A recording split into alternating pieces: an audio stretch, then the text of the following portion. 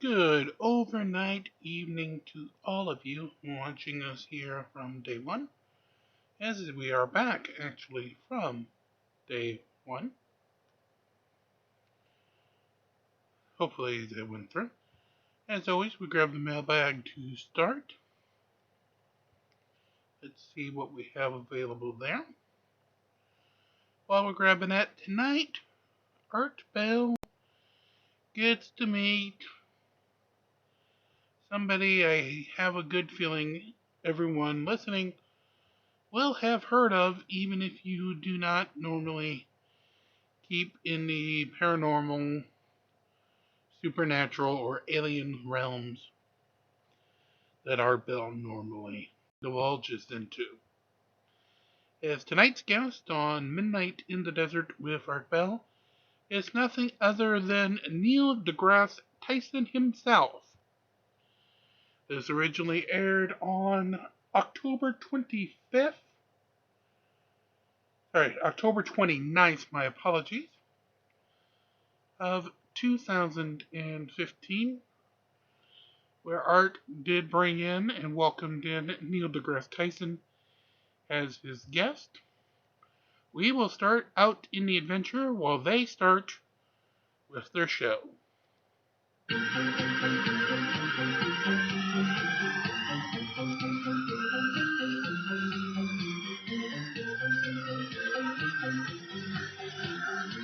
From the high desert and the great American Southwest, I bid you good evening, good morning, good afternoon, wherever you may be on the planet's 25 time zones, each and every one covered like a nice warm blanket by this program, Midnight in the Desert. I'm Art Bell. Rules for the show are simple. No bad language, and only one call per show. Easy rules. All right, a little bit of news before we, and by the way, we've got Neil deGrasse Tyson here tonight, probably the world's premier astrophysicist. The world's, actually. So anyway, a little news first. You know the big blimp, right? Everybody's seen it now, the one that drifted into Pennsylvania and then deflated into a tree. Well, the news is there is no news. In other words, they don't know what happened. I have my own theory. Remember when you were a kid and Mom gave you a balloon and you held on to it? Mom said, don't let go. You held on to it and you held on to it. But finally you couldn't stand it. You just let it go. Whee! Remember that? Well, I think probably some airman was sitting there bored to death, tired of seeing that thing in the same old place, and went, whee! I don't know. Anyway, that's the blimp, such as we don't know any. So let's see, what do we know? What happened today? Quite a bit, actually. The Senate marched Thursday toward a final vote on a 2-year budget debt deal. It's not such a good deal, really, because the president can spend as much money as he wants. Maybe he'll spend a little on space.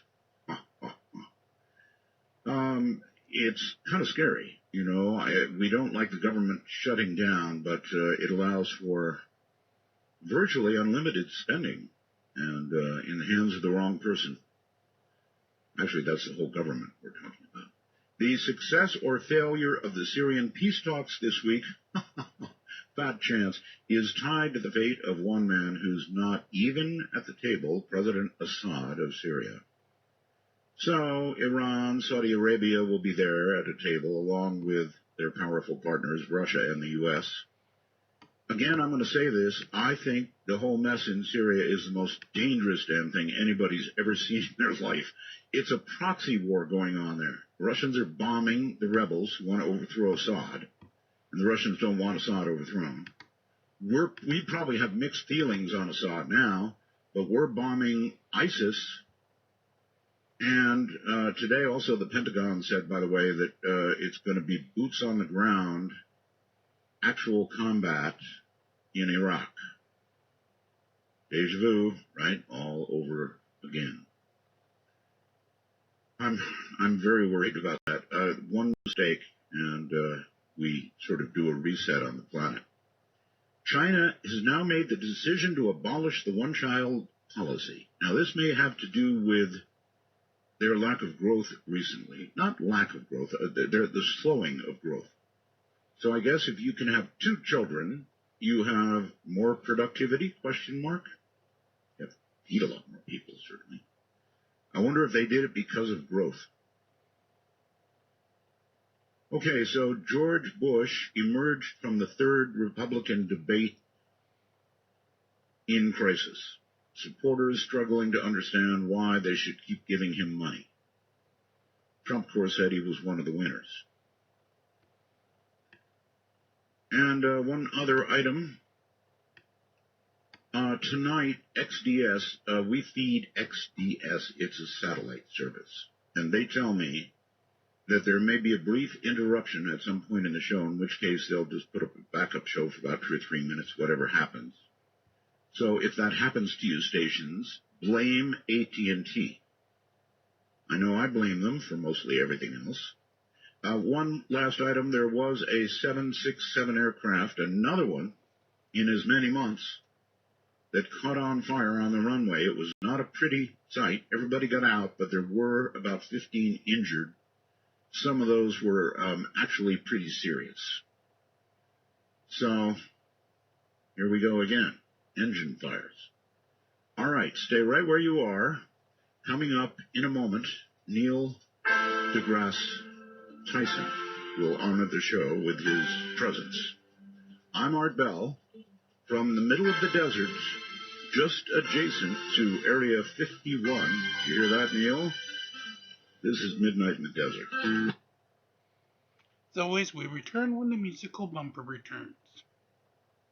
Or concludes.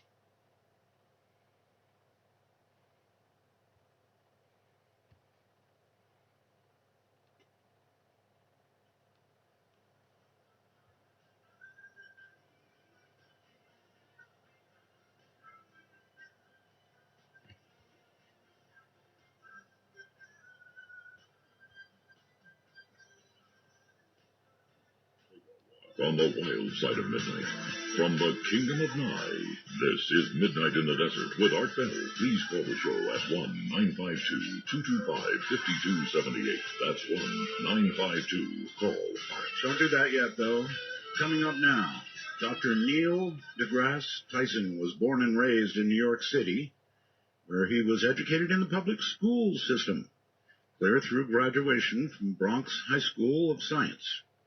Tyson went on to earn his B.A. in physics from Harvard and his Ph.D. in astrophysics from Columbia. Neil's professional research interests are very broad, but include star formation, exploding stars, dwarf galaxies, and the structure of the Milky Way. Neil is currently kicking off the second season of National Geographic Channel's Emmy-nominated Star Talk on Sunday, October 25th at 11 o'clock p.m. Eastern. Don't miss it. He also hosted Nova's Science Now and Cosmos, a space-time odyssey.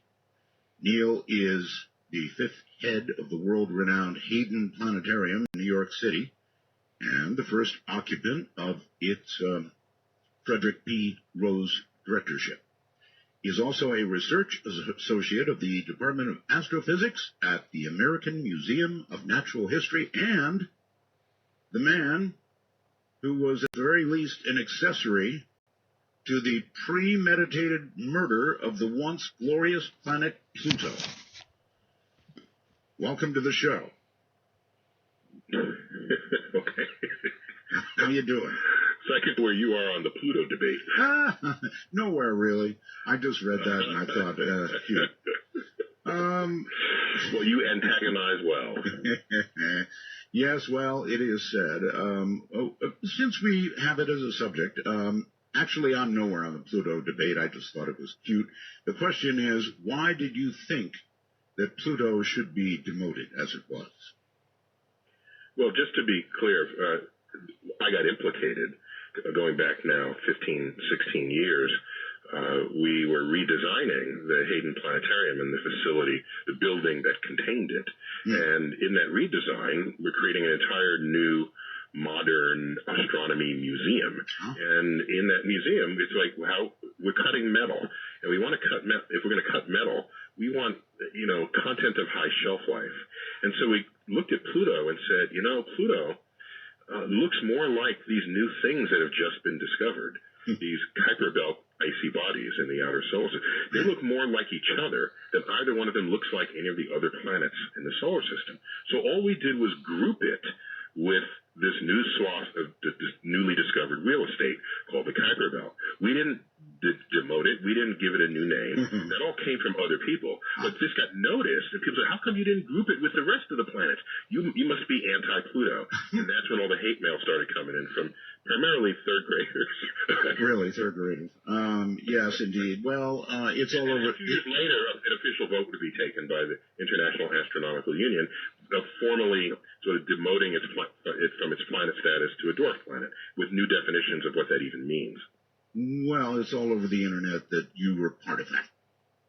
Yeah, I'll admit to driving the getaway car, but you had to have been the one who discovered these other objects in the outer solar system, which forced the conversation. I was an accessory for sure, but not more than that. Okay, all right. Well, let me now ask that we've had a good look at Pluto and the amazing geography on Pluto, and the fact that it's a little bigger than we thought it was. Have you reversed your position? Oh no! In fact, it's not like it remains true no matter what that it and these other objects are more alike than any of them are like the rest of the eight. So and it was a little bit bigger, like by a few inches. This is not like, oh, it's twice as big. No, it's like a little bit bigger. Right. And we were all delightfully surprised by how much how many surface features manifest in these high-resolution photos that have no real explanation beyond something happening from within. Many people expected it to be its surface to be a victim of collisions, so to be cratered perhaps, or ice freezing and refreezing, but it's got mountain ridges and valleys and so fascinating features that deserve much more attention than Pluto has gotten in the past. Since we thought it was basically, I think, pretty much a billiard ball, and we've now found out what it really is, does that say to you one of two things? Either Pluto came and got captured from elsewhere, where it really was active, or it really has a lot going on internally. Okay, so I'm not the best expert on Pluto compared with my colleagues who study it professionally, but I can tell you that Pluto has a large moon of its own, a moon called Charon, large relative to it.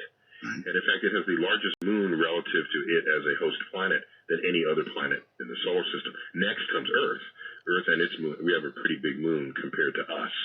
And then on top of that, it's got other moons in orbit. And it's hard to capture a rogue ball with all of its moons intact. It doesn't really work out that way dynamically. Good point. So unless there's some result I have yet to see, I don't know anyone who is thinking that this was just a captured object, and it works well just as having formed with everybody else.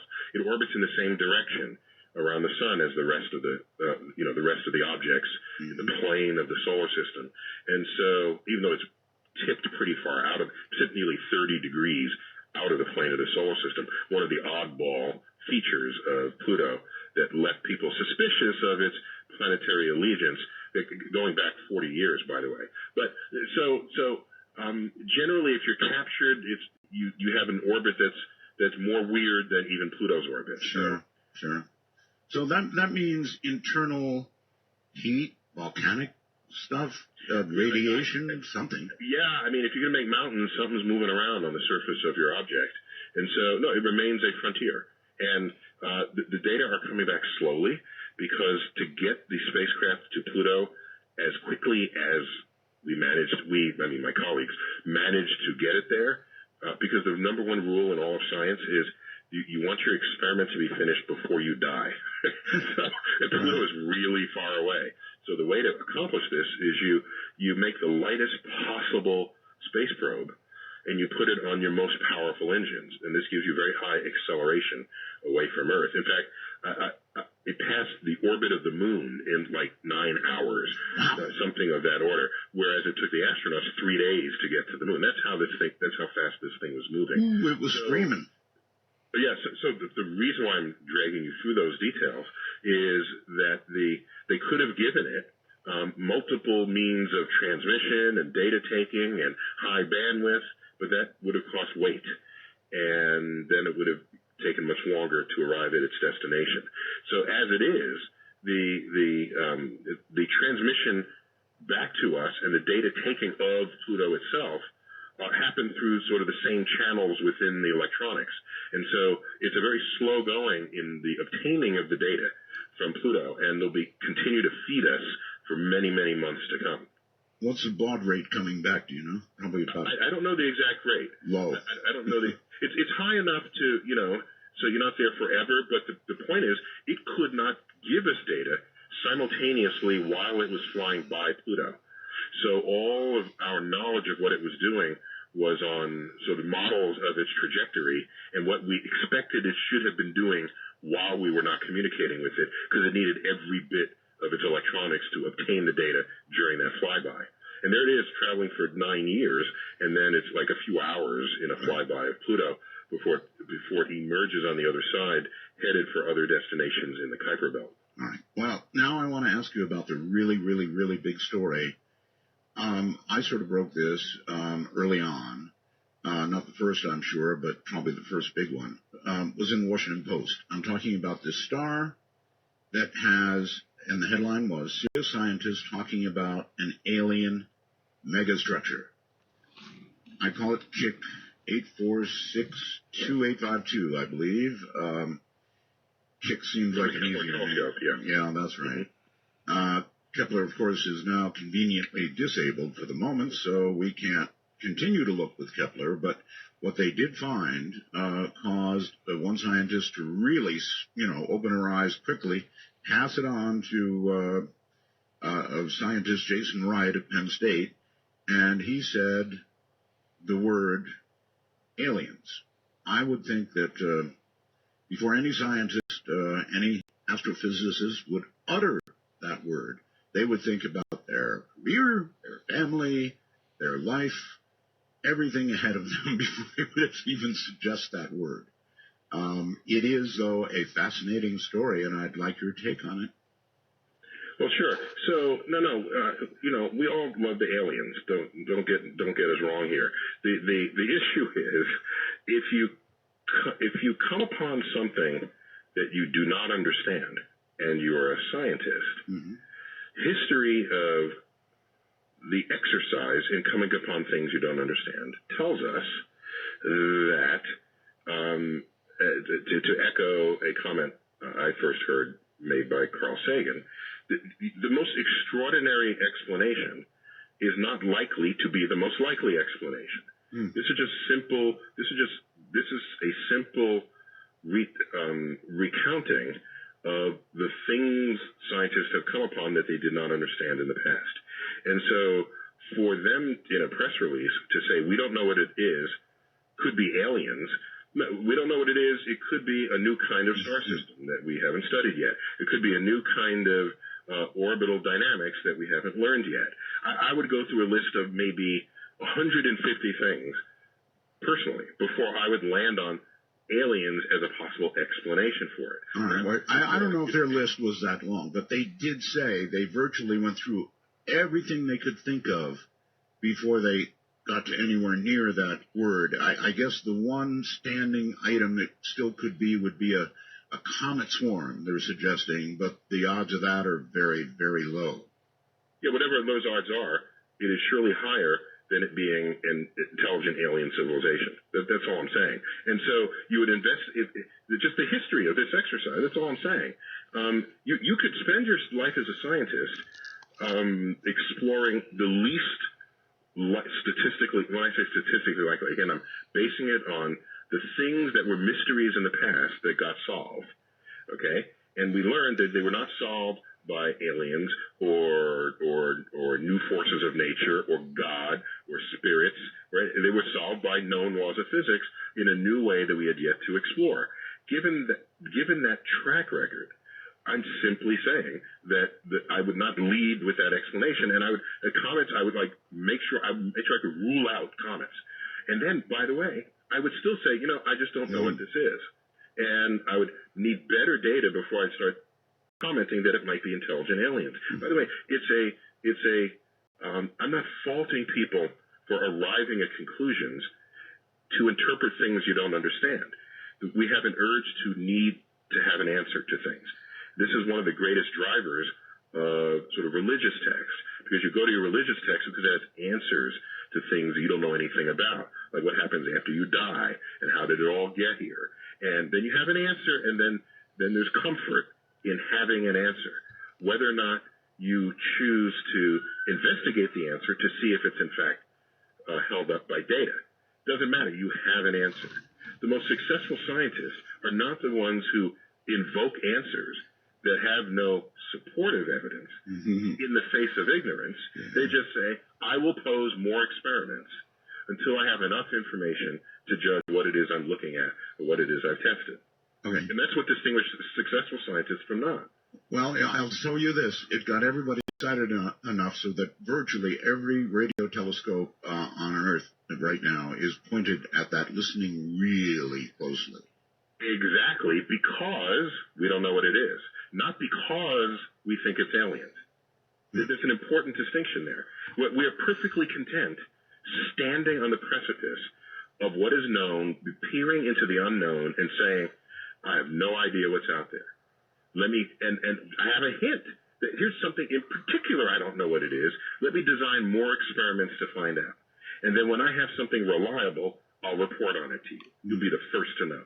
Or the second to know. Okay, those are what 1,500 light years away, something like that, right? I forgot how far away it is. But pretty close, way out there. So every radio telescope now pointed in that direction. And I don't think we're going to get a discrete signal, nothing in Morse code, nothing like that. But well, keep in mind that the signal that was obtained, what Kepler telescope does, in case people haven't read up on it, it was a telescope. It's run its useful life now, by the way.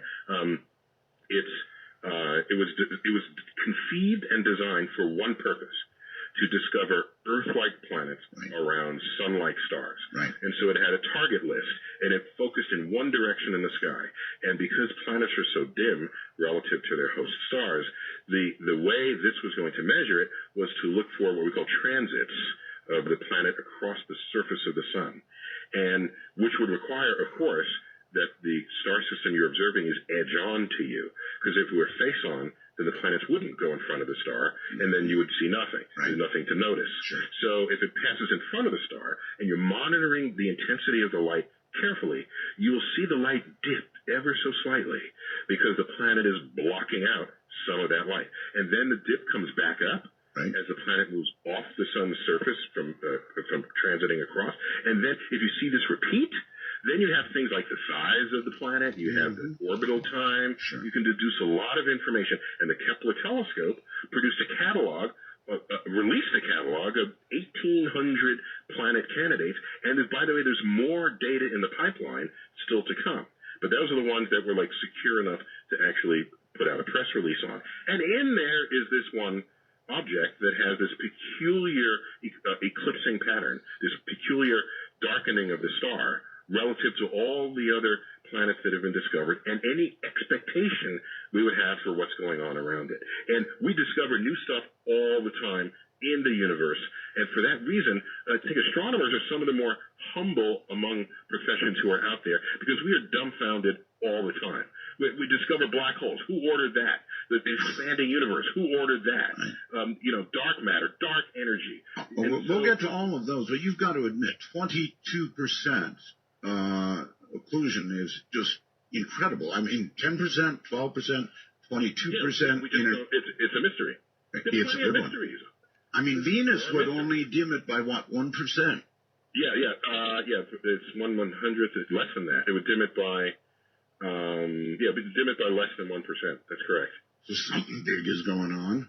Yeah, but 1/10 of 1%. Venus would dim our sun by if somebody else were looking at it from afar. That's it. So it's some huge thing. We don't know what it is. So it's cool. And by the way, anytime there's something that we don't know what it is, like you just noted, people bring all the armament to bear on it. Every possible telescope, even if you had a different observing plan set up for it, you will turn the telescope in that direction. And because we have more powerful telescopes on Earth than what Kepler was. Kepler is basically a discovery telescope, right? And so it's tuned for this one specific purpose. You take the big hammers down here on Earth and focus on that star. Now you have a pre-selected star where you know something interesting is already happening. All right, and Doctor, so, if the radio telescopes come up with nothing more than a rise in noise floor as they're aimed at this star system, would that raise your curiosity level another notch? I mean, I don't imagine a single signal, but I do imagine the possibility of an industrial alien society using a lot of electromagnetic stuff. So let's go there. So that's a good hypothesis. So let's back up to the Kepler telescope, however, and let me just affirm for you that it was only using visible light, and that's how it noticed that the light of the host star dimmed. So now, if it is an alien, if it is something that we don't understand but could have some intelligence, and if it has some intelligence, and it will also have to have technology, because presumably we counted ourselves as intelligent as a species long before we had technology, right? So it would have to have intelligence as we know it and technology. Technology communicating with itself, with others, then there'd be radio signals. So you take our largest radio telescopes, aim it at this, right, and look to see if your radio signal goes up, right, whether or not you can interpret it. That's right. Like you said, it could be the floor, the noise level goes up. That means even though you don't know what it is and can't decode it, some extra stuff is happening there. And you compare the noise level to the noise level you'd expect just for the native emissions of the star, because you don't want to read something that is natural to what you already know it would be emitting. So it'd have to be above all of that. Then that would be interesting. Then, by the way, that could be just some new radio phenomenon, and that alone would not presume that it has intelligent aliens with technology. No, I said raise the interest. Kind of radio source. Yeah, raise the interest level by a notch is what I said. It would definitely. That's the right way to say it. It would further raise the interest level. Now, if you take the radio telescopes and point it there, and there's no increase or blip going on. By the way, you'd have to do this at many frequencies. All right, it's not like, let's just listen. Well, they're going to many. Yeah, of course. You spread it out, and if nothing's there, then we bring optical telescopes back to bear on it to see if we can try to get an image of it. All right. There's interferometry. Doctor, all the other secondary means. Hold on for a sec. We're at a break point. It's the long one. Enjoy it. We'll be back. Dr. Neil Degrasse Tyson is my guest. Once again, of course, once the musical bumper is done, we'll return.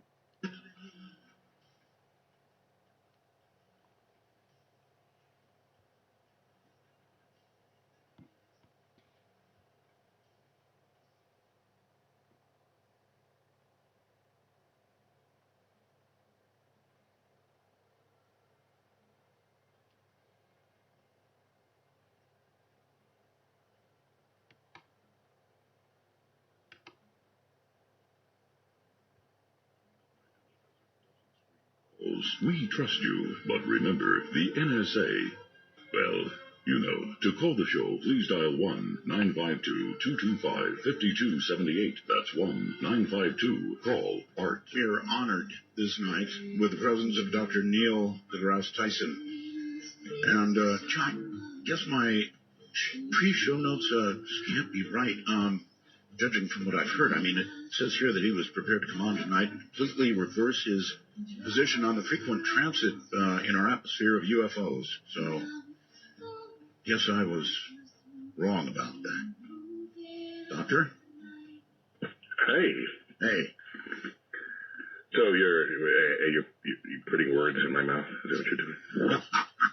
No, I'm kidding. I know that you're not a real UFO kind of guy. So. Well, I don't know that I have a position on anything. I just, if I'm just thinking that if they were to visit us, it wouldn't require somebody's eyewitness testimony. You'd have way better evidence than that. And so, well, you keep looking for them, go ahead. I'm not going to stop you. Mm-hmm. But I have judged what people seem to be so low a likelihood of them being real as to not trigger any interest in me at all. Mm-hmm. But I'm glad some people are, because one day you'll find one, and then you won't need, no one will have to believe what you say, because you'll be walking down the street towing a flying saucer for everyone to investigate, and then we're done. And then you were right all along, but now you have actual material evidence. Yeah, if I get to actually tow a UFO, then probably it'll be a little one. Okay, better technology. Maybe somebody's truck. We got trucks towing all kinds of stuff. I bet we can find one. But my favorite scene in the movie Independence Day was when the alien sort of crashes in the desert and Will Smith pops the hatch, punches the alien in the face and says, "Welcome to Earth." That's right.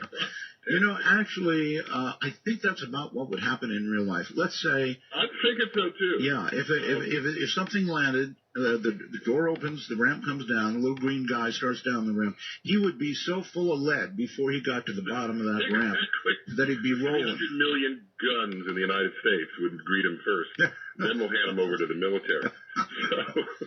Yeah, that's right, I'm afraid. Yeah. All right, let's move on to other things. So much, while we have not left alien life, the big question, is it your view that somewhere out there, almost unquestionably, there is life? Well, the way you have to approach that is not saying yes or no. You have to sort of assess likelihoods. And so, how about if you look at Earth, so you look at, I would say likely. That there's life, that there's life elsewhere in our galaxy, certainly the universe. But I'm not basing that on wishful thinking, right? You base it on an analysis, on what I would think is a sensible analysis of how long the universe has been around, how many stars there are, now the likely and better determined number of planets that would exist around those stars, and how long did it take life to start on Earth? Actually, it started pretty quickly, within a couple 100 million years of when it could have possibly have started. Right. By the way, it's not that life took 800 million years from like 4.6 billion to 3.8 billion, all right, or 3.7 billion. No. Because the first half a billion years on Earth, we were still being heavily bombarded by the accretion of the leftover things in the solar system that were basically still making the planets. So it's not fair to begin the stopwatch then. Wait until that cools off. Now you can make complex molecules. And because under high temperatures, complex molecules don't form. So start when you can. Now you start the stopwatch, and then 200 million years later we have simple life, but self-replicating life. And then, yes, it would take another 300 million years before you had complex life, but life itself happened pretty quickly. And the ingredients on Earth are the same as the ingredients practically everywhere in the solar system. Carbon, nitrogen, oxygen, hydrogen. These are some of the most common ingredients of the universe. If we were made of something rare, you might have an argument. Like, I joke about this, an isotope of bismuth. If life on Earth were based on that, then you say, hey, we got something good going here on Earth. Nobody else has got this. Well, they can't possibly have it in large numbers. But we're made of the most common ingredients, like it or not. And so, given these factors, it is easy to think that life, even possibly as we know it, could have formed in countless places across the galaxy and the universe. And now you want to ask about intelligence. That's like another level. And of course, who are we to even say that we are intelligent? Because we invented the test to decide who's intelligent and who isn't. And humans win that list, and no other creature does. So the hubris of that, for me, is laughable. But even accepting that, it's not clear that intelligence is inevitable. Because if the asteroid never took out the dinosaurs, our mammal ancestors would still be there, having not evolved into something more ambitious than themselves. And because the dinosaurs were around on Earth for longer before the dinosaur hit than the time that has elapsed since then. Now, this is a profound fact because it argues strongly that were it not for the asteroid, the dinosaurs would just simply still be here. And we'd be running for cover under their feet the way rats and mice run for cover under our feet. And so that would be an Earth without intelligence, but teeming with life. You don't think that other ecological changes would have taken them out eventually? They were going for hundreds of millions of years. What's another 65 million, which is the time that has elapsed since they've been extinct? True. 65 million is small compared to how long. So they don't. Now, by the way, we use the word dinosaur, but that refers to many, many species, some of which came and others went. Okay, not all the dinosaurs you see in the cartoons or in any authoritative source were all alive at the same time, right? So I say dinosaur as just this dominant lizard, reptilian thing on Earth. But T-Rex surely would have had his run and then maybe gone extinct, but other dinosaurs would have risen up, as had happened over the hundreds of millions of years that preceded it. But there's no indication that these big-brained mammals, derived from tree rodents of the day, would have evolved to anything more ambitious than what they were at the time. Dinosaurs originally, I guess, or birds of today are descendants of them, right? Some birds? Yeah, they're a branch of what we would think of as, and I learned all this. I work at the American Museum of Natural History, which has an entire department of vertebrate paleontology. That's how much the study of life goes on in the museum, that they can separate life forms that have vertebrates from life forms that don't, and they're two different departments in the museum.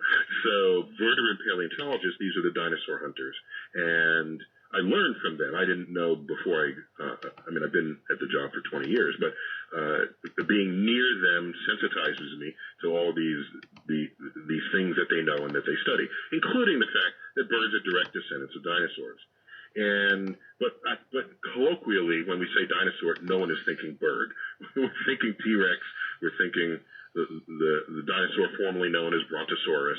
The classical dinosaurs that you see in movies. Okay, let's change to the large. Before we do that, I actually heard you on another podcast, Joe Rogan, and I really, really got a kick out of the talk you had about people who think that the world is going to end. September was a very interesting month because I talked to a lot of these people, and there were at least 3 separate. When the first date came, I can't remember what it was now, and the world didn't end, they were kind of upset and set a second date. That passed. They set a third date. That too passed. I haven't heard from them since. They're probably warming up for something new, but the world should have ended in September, according to all these folks. My God, I got a lot of email about that. Well, so what I find fascinating, and somebody should study it, if not psychologists or cultural anthropologists, somebody should study the fact that there are communities of people who are predicting the end of the world and then are upset when the world does not end. What is that about? Happy that they were wrong. Yeah, what's that about? Why would they be upset? I don't know. This is what I'm saying. Somebody's got to study it and figure out what's going on in the human mind, in the human brain, where there are people who are only happy when they're sad. Apparently so, yes. Well, you're right about that. They kind of slunk away, And there's a great website. You can Google it for ends of the world, and it is an endless list of predictions made for the end of the world that go back thousands of years. And not all of them give a date. They say, sometime in the next 10 years or so. 10 years goes by, and it makes a note that the world has not ended yet. But what's interesting to me about the end of world scenarios is whoever is telling it to you, it is very likely, I would say, a certainty that they're telling you the world will end in our lifetime. And if you become a believer of that, then you end up joining the movement, and then they become the head of a movement. Whereas if they say, the world is definitely going to end in 150 years, no one's interested, nobody cares. That's right. It's less potent an argument to give to grow the cult or whatever it is you're creating for yourself. But there are people not in cults who follow this. I mean, millions of them, literally. It's amazing to me. So I thought that was a good discussion. Anyway, on to the Large Hadron Collider. That's news right now. They're powering it up to apparently a power they've never reached before with two things in mind. One, possibly it's said, or it's rumored, to create a mini black hole, and or two, to connect with another dimension. What can you say about this? Yeah, so I mean, my specialty is astrophysics, not particle physics, but I can tell you what I do know from I have a lot of friends who are particle physicists. So first of all, just keep as background information that when modern physics makes discoveries, typically, yes, it's because an experiment has been designed that enters a regime of energy or force or pressure or some measurable quantity that had never been reached before. Mm-hmm. And that's not fundamentally different as a goal from the astrophysicist saying, I want to now have the biggest telescope there ever was, because that will enable me to see dimmer things than ever before, right, and farther than ever before. And anytime you push such a frontier, you are bound to make some kind of a discovery, because you're entering what we call a parameter space never before explored. So with the Large Hadron Collider, with this new round, if you will, they'll reach higher energies with that, as you'd expect every next time they do this. Once you refine the operations of it, but plus they got the Higgs boson out of the way, so now that now let's keep going. So now mini black holes, these are fascinating things because they're not particularly stable. And they evaporate essentially instantly by Hawking radiation. They just evaporate. Higgs boson evaporated pretty much right away too, right? What was that again? Higgs boson pretty much evaporated. Oh, we wouldn't say in that case we wouldn't say evaporate. You can decay to another particle or another kind of. But a black hole, I mean, there are particles that were inside the event horizon that now emerge from outside the event horizon in the space around the black hole, and then the black hole loses mass. And then and this continues until the black hole loses mass entirely, and then it disappears forever. So if it makes black holes, there'll be tiny black holes, and they'll be of no real they might be fun to study, but they're of no danger or consequence. So there's no danger they'll create a black hole, and it'll just not disappear. See, that'd be problematic. You mean if it just decided to eat everything? Yeah, starting with the collider, I'm sure. Yeah, back when they first flicked on the switch of the collider, there was a YouTube clip of like the security camera of the parking lot outside of the CERN facility, and it had a countdown clock near it. And seconds till turn on, so it turns it on, and then this hole opens up in the parking lot, all the cars fall in. Really? People, creative videographers, especially when inspired by science catastrophe, makes for some entertaining viewing. So there is no risk of that. And by the way, your concern is healthy, but unfounded.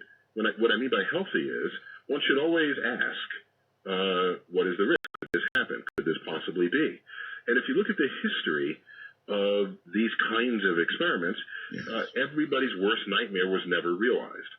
And because the worst nightmares that people came up with were not based on the reality of the calculations that were actually done.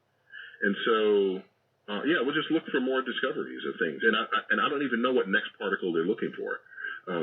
Maybe next time we talk, I can come in with a portfolio of what remains to be discovered. But something smaller than Higgs. I know that, smaller than Higgs. Exactly.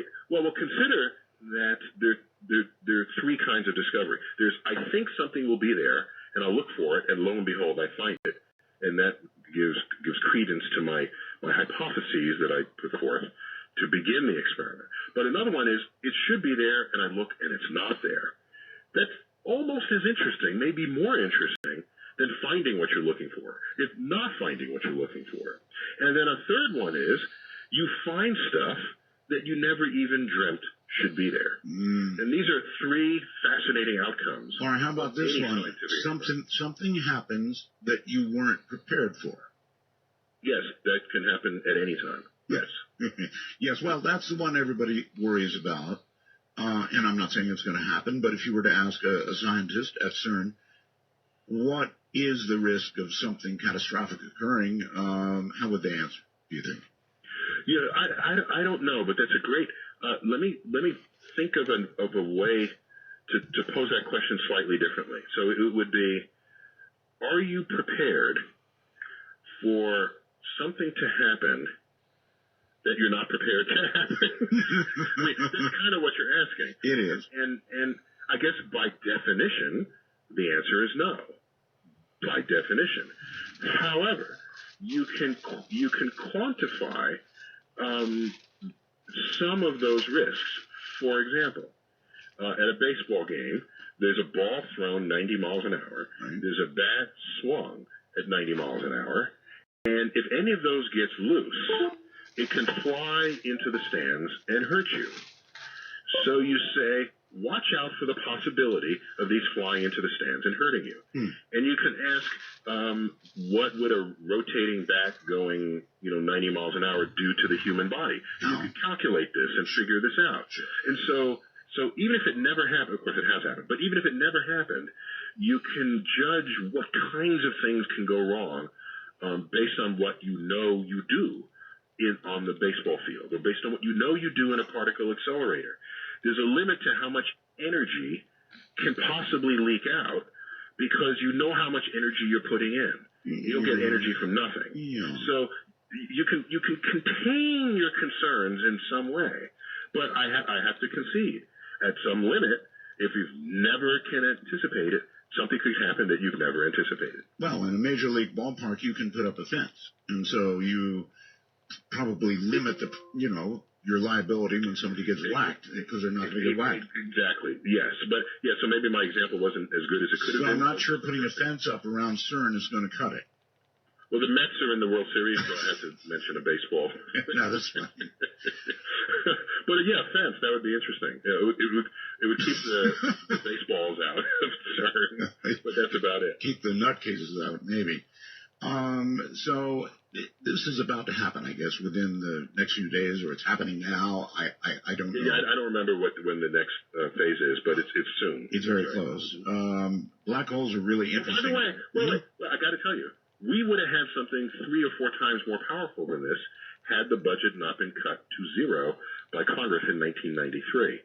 We were building the superconducting super collider in Texas. I know. Not many states are large enough to have contained the size of this circle, of this particle. They actually started digging. They even had a hole dug. That's right. Correct. That's right. And you can read the reports, and they say, budget overruns, and we have to conserve, and all this.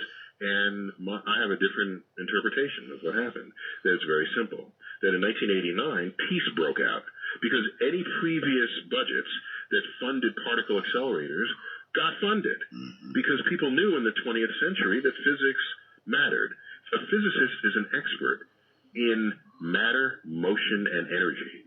And what is war if not the simple transfer of energy here to energy there? And money from here to money. Really good at. Yeah. And when you're at war, Cold War, of course, that was, money is flowing like rivers. Dr. Tyson, we're at a break. Justify it. You're absolutely. This is what I want to talk about when we get back. Not only as it relates to the Hadron Collider or the collider that could have been in Texas, but I want to talk about the space program. I am so sad about our space program. We'll be right back. This is Midnight in the Desert. And we will leave Midnight in the Desert tonight at that point. We will pick up more of Art Bell and Neil deGrasse Tyson on tomorrow's program. So please definitely come back with us if you'd like to hear more from the Art Bell and Mr. Tyson.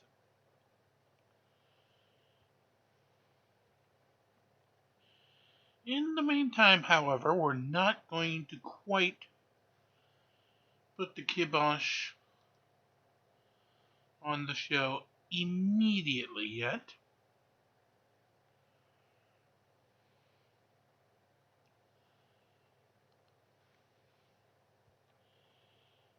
No, I didn't want to do that, sorry.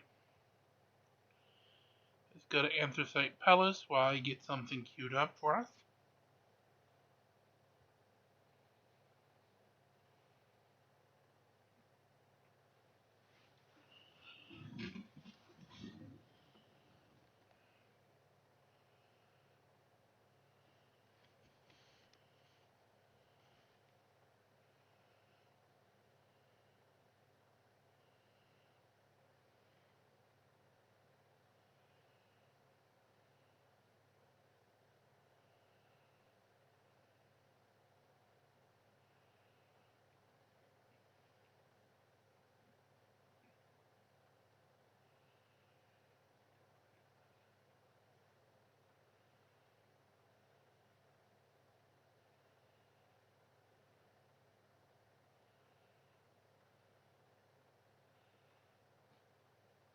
Oh, come on, where is it? I know I was just looking at it.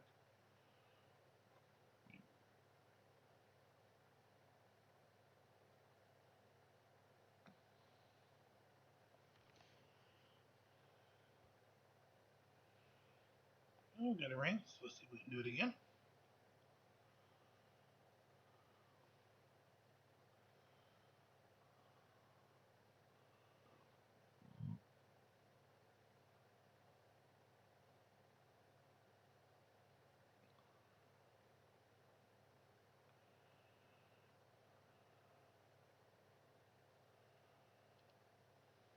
I thought it bookmarked this.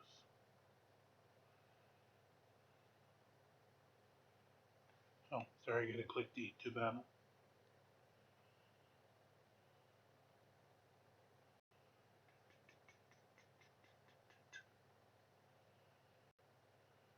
Oh, there's the group.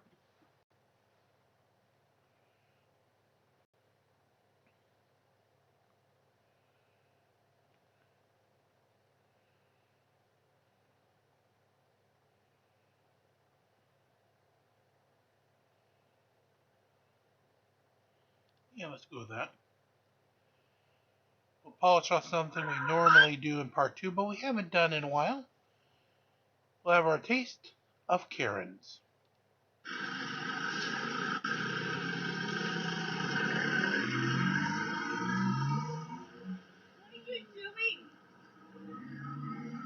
What are you doing? You fucking broken slut. Get the fuck out of Canberra. Go get a job and find something better to do with your fucking... What have you done? What have you done? Can you I reversed please have into your me. license? Honey, you just reversed into me. I have a fucking camera. Sorry, we're at a traffic light And you can say whatever you want, and you can put whatever you want, sweetheart. The media doesn't care about you. I'm not talking to the They care media. about you.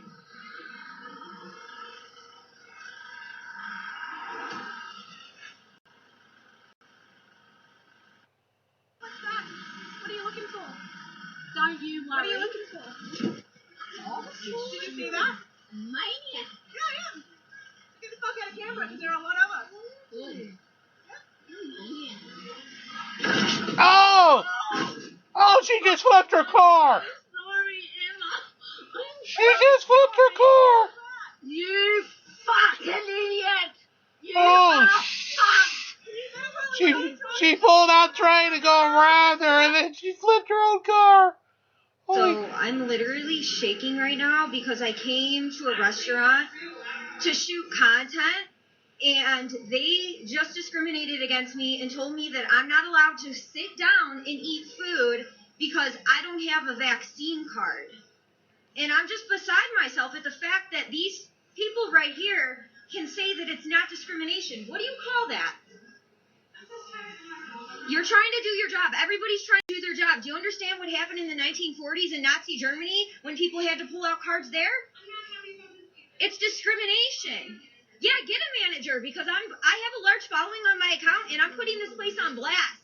It's absolutely ridiculous. Absolutely ridiculous. You think that I'm going to sit here and allow you to discriminate against me and not say something and not get loud about it? And you're just doing your job? Unbelievable. Everybody's just doing their job. Nobody has balls.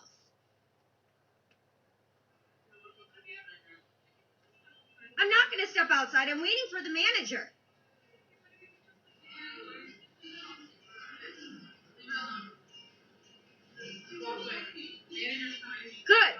manager. This is absolutely ridiculous. And then to say that it's not discrimination is absolutely more ridiculous.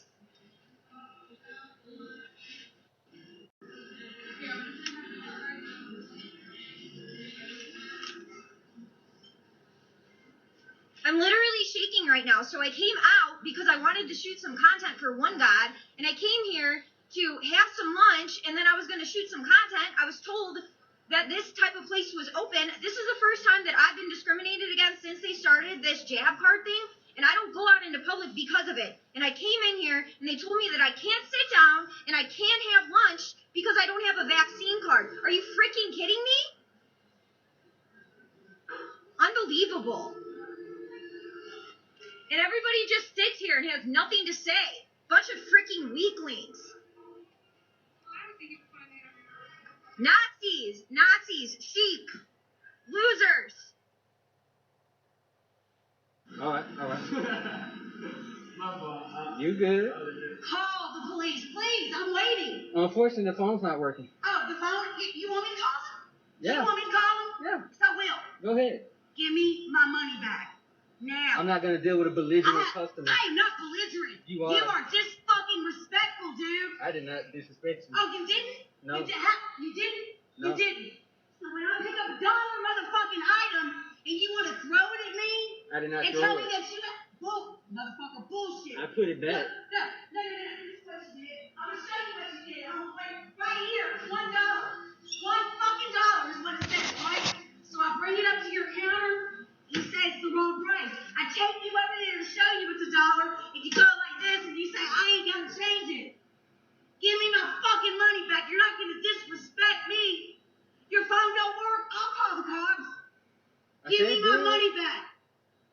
You are just fucking respectful. I hear you. You hear me? Yep. No. Karen, anybody in the planet Earth can hear you the way you're yelling. Who the fuck do you think you are? I forgot my Over name a tag. dollar. You disrespectful smart ass bitch. Give me my money back.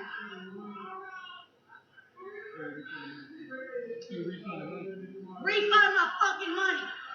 Tell her to leave the store and I'll return it to Listen, you. I'll call the cops. Because I'm a veteran. Cops love us. I'm not gonna. I'm not. You're gonna goddamn refund my I'm money. not gonna deal with her while she's yelling at me. I'm gonna deal with you with throwing shit at me. I return this to you because you're being respectful, and if she gets out, I'll This go. is my husband. I don't care. Your husband was raised right. My husband would have seen you throw that at me.